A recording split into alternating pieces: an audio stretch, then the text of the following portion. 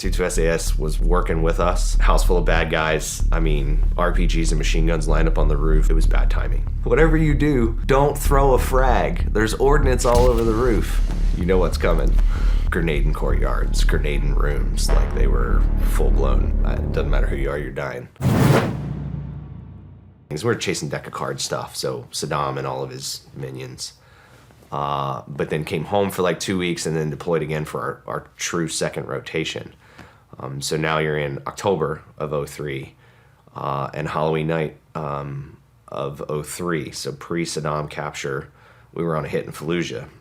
And 22 SAS, I was just laughing about this the other day with the 22 SAS guy, but SAS was working with us.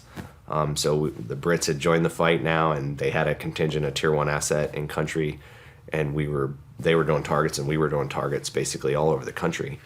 And we were in Fallujah this night, and they had a block and we had a block chasing some high value targets in Fallujah.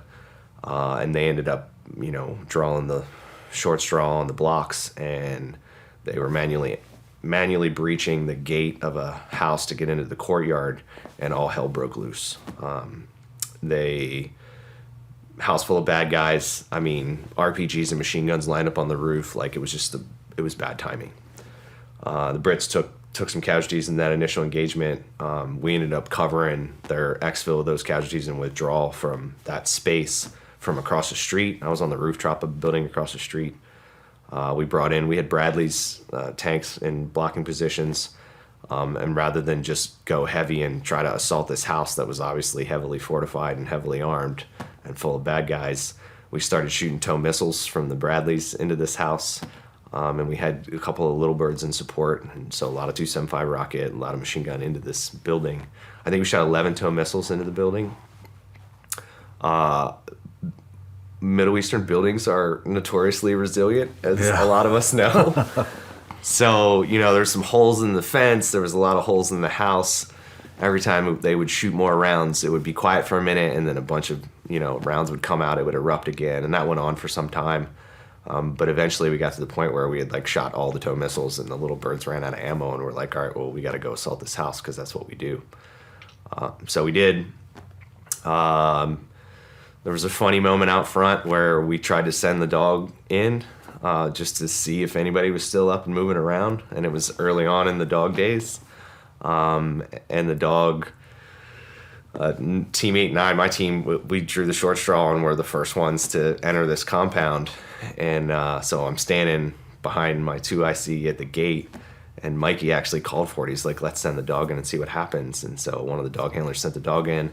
He went in the courtyard. We can't see him. A couple of minutes go by. He comes back out. Nothing. We're like, and Mikey's like, send him again. Dog goes again. A couple minutes go by. He comes out. Nothing. No barking. No, we don't hear anything. We're like, that's weird. Tried it one more time. Still nothing. I think we tried 3 times. Well, hindsight, what we found out was the dog was going into the courtyard. He was getting tangled up in all the tow missile wire that was laying on the ground. And they had never dealt with that. So the dog would get all tangled up in the wiring that was laying on the ground in the courtyard, and he would get confused and he would just come back out instead of going into the house, because they'd never dealt with it. So they'd never trained the dogs to deal with obstacles en route to make an entry into a building or whatever. I was never a dog guy, so forgive me, dog guys, you get the point. Yeah. And so, so at that point, Mikey leaned over my shoulder and he was like, you got a flashbang? And I pulled one off his back and he went, fuck it. And I threw the flashbang over his shoulder in the courtyard. We made entry. One of the teams ended up killing a guy that was still alive in the house. And then we cleared the first floor, started to go to the second floor, and there was a suspected IED on the landing, on your way up to the second floor. Protocol was to get out of the building, so there's a code word that we used to get out of the building. So they called that code word thinking the building was rigged. Even then we were paying attention, and it was before any of that had ever happened. So we exited out of the building, ended up clearing the building next door, going up to the roof, and there were still guys alive on the roof. And we ended up engaging. My team, we ended up on the roof of the building next door, ended up engaging those guys. And at the same time, the Brits had gotten back in the fight. And we're coming up the backside, and they were pissed. They'd lost a couple mates, so they were like, wall charge, grenade in courtyards, grenade in rooms. Like, they were full-blown. It doesn't matter who you are, you're dying. And, they made entry in the house behind us, came up onto the roof. and I see tack lights. So 22 SAS wasn't running nods back then, which is insane. No shit. No shit. Tack light, no nods. Wow. No nods, no lasers. Yeah, 2003. And so their wall charge, entry, frag, enter rooms. They end up in the house behind us. They come up. I see the tack light coming up the stairwell, and I'm yelling across the rooftops, "Eagle, eagle, eagle." And I get an answer back, "Right, eagle, eagle." I'm like, cool, they know we're here. And I made a mistake. I go, "Hey, whatever you do, don't throw a frag. There's ordnance all over the roof." You know what's coming. The call that came back to me was, "Right, mate, frag out." Grenade comes out on the roof. Brad and I both hit the deck. Luckily, it didn't set off any of like the RPGs or anything that were sitting up there. But yeah, so what ended up coming out of that was the SSE of that target after everybody was killed. They were all wearing like tracksuits, like somebody had, like out of a movie, like someone had given them clothes. In the house was nothing but like sleeping mats, some food and water, and ammo. And what it was the first foreign fighter target we ever experienced.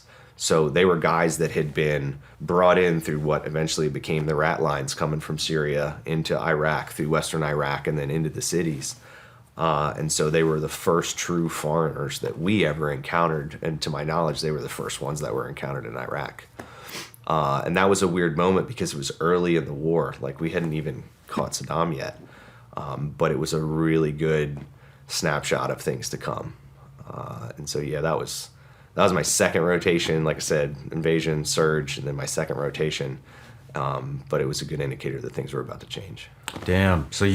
So your team was the one that discovered that was happening. Yeah, like I said, to my knowledge, that's the first time that happened.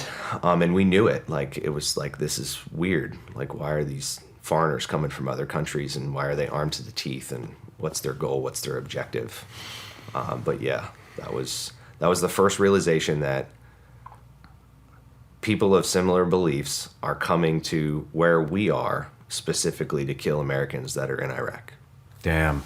Hey everybody, I'm Shawn Ryan. Click here to subscribe to the Shawn Ryan Show YouTube channel for the hottest and most compelling interviews that you will not see anywhere else. I've also made a playlist of all the previous SRS episodes so they're easy to find. You can find that right here.